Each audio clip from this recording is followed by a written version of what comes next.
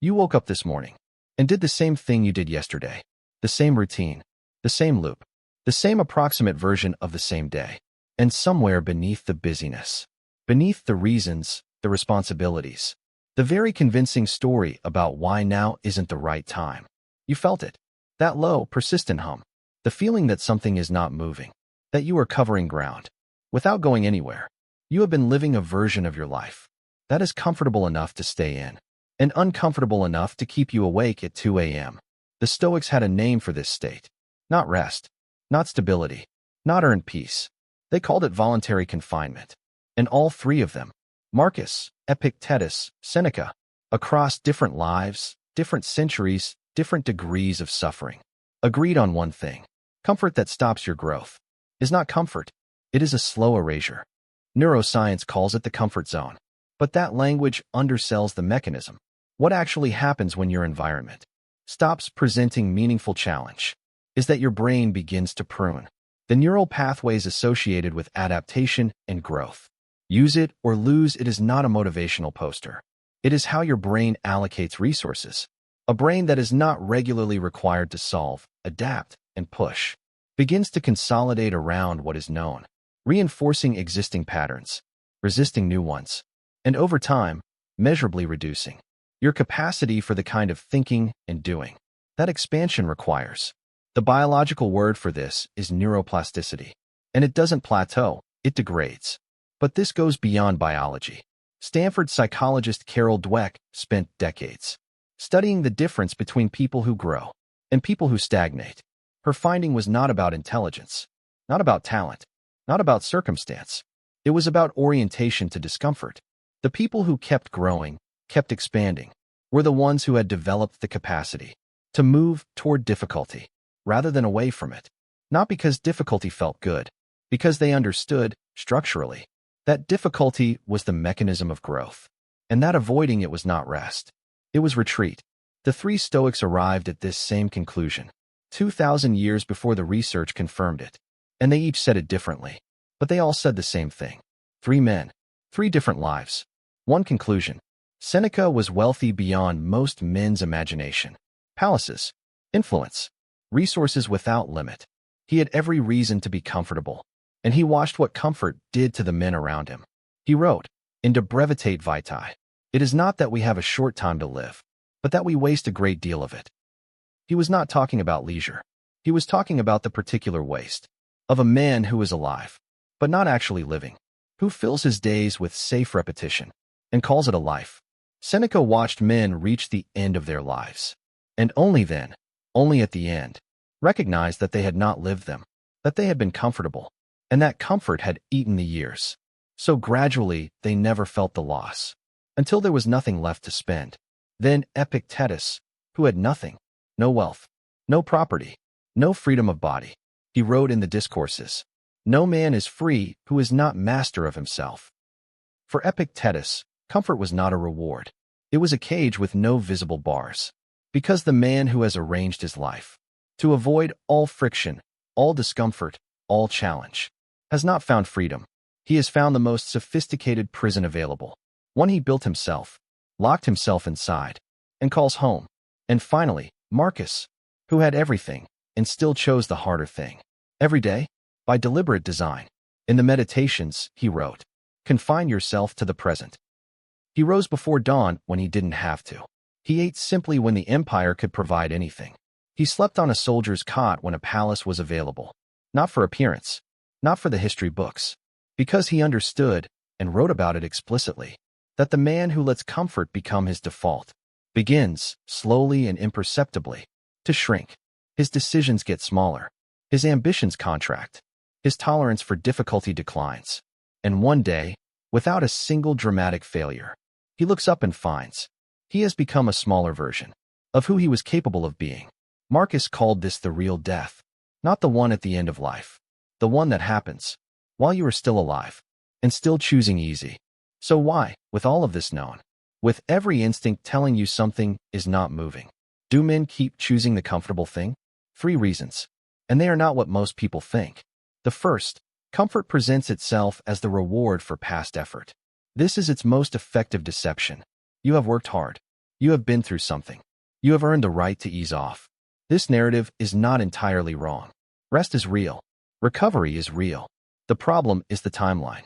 Temporary rest, intentional, bounded, purposeful, is recovery. Indefinite comfort, comfort without a return date, comfort that has quietly become the default, is not rest. It is retirement from your own potential, taken decades too early, without the announcement. And the deception works because it uses real language. You did work hard. You do deserve rest. But there is a version of "I've earned this" that has been running for 3 years and has no exit plan. That version is not rest. It is the trap dressed in the language of the reward. The second, comfort removes the feedback that growth requires. When your environment stops presenting resistance, when nothing is pushing back, nothing is testing you, nothing is requiring you to be more than you currently are, you lose access to the single most important signal your development depends on.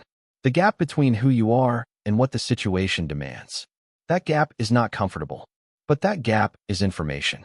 It tells you exactly where your edges are, exactly where work is required, exactly who you have not yet become. A life arranged to eliminate that gap is a life arranged to eliminate the information. And without the information, you cannot close the distance. You can only pretend the distance isn't there. I mentioned it at the start. That feeling at 2 a.m. You know the one. Not anxiety about something specific, not fear about a particular outcome, just the hum, the low, persistent sense that something is not moving, that you are living a life. That fits well enough, but does not fit right. That feeling is not irrational. It is not a phase. It is not something that will resolve. Once things calm down, once the timing is better, once you feel more ready, it is your own interior telling you, quietly, consistently, in the only way it knows how, that you are underliving, that the version of you sitting in the comfortable routine is not the full version. Seneca said the waste is not dramatic. It doesn't arrive all at once.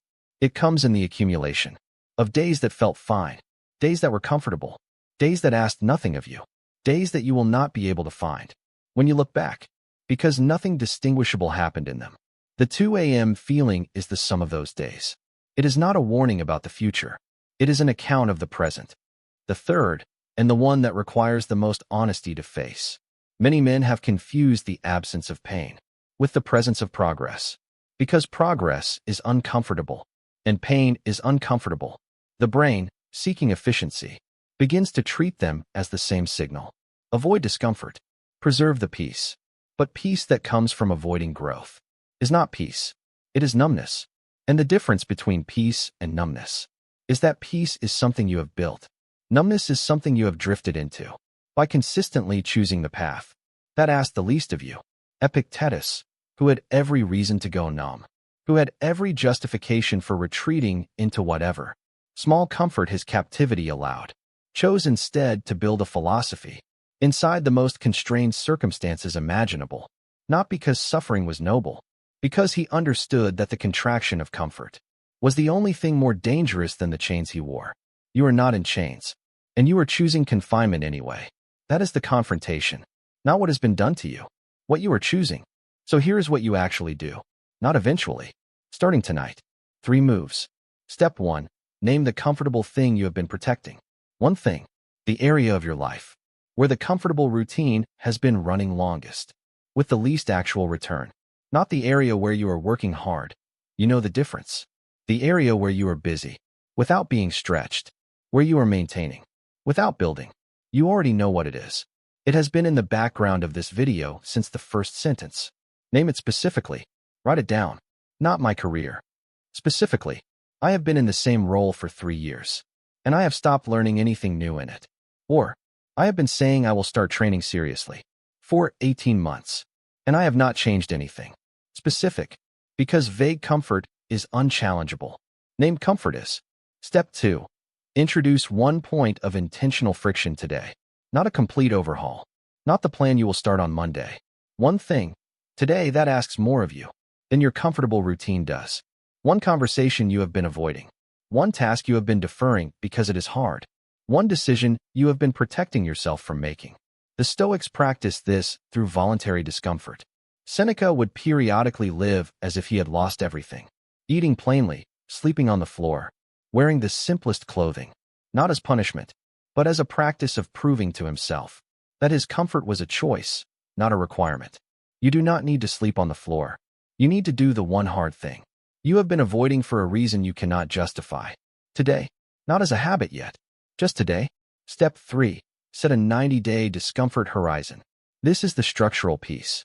Identify where you want to be in 90 days, not where you hope to be, not where it would be nice to be, where the non-comfortable version of you would realistically be in 90 days.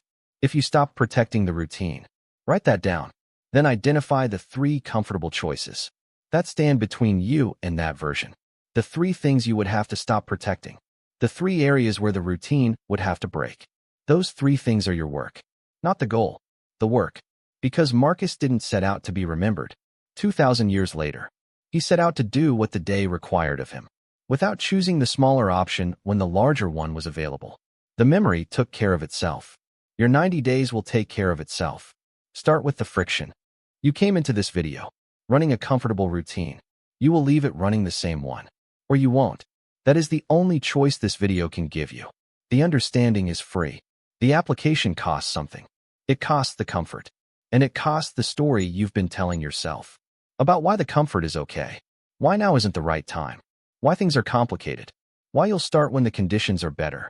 Seneca watched men run that calculation until the time ran out. He wrote, and he meant every word.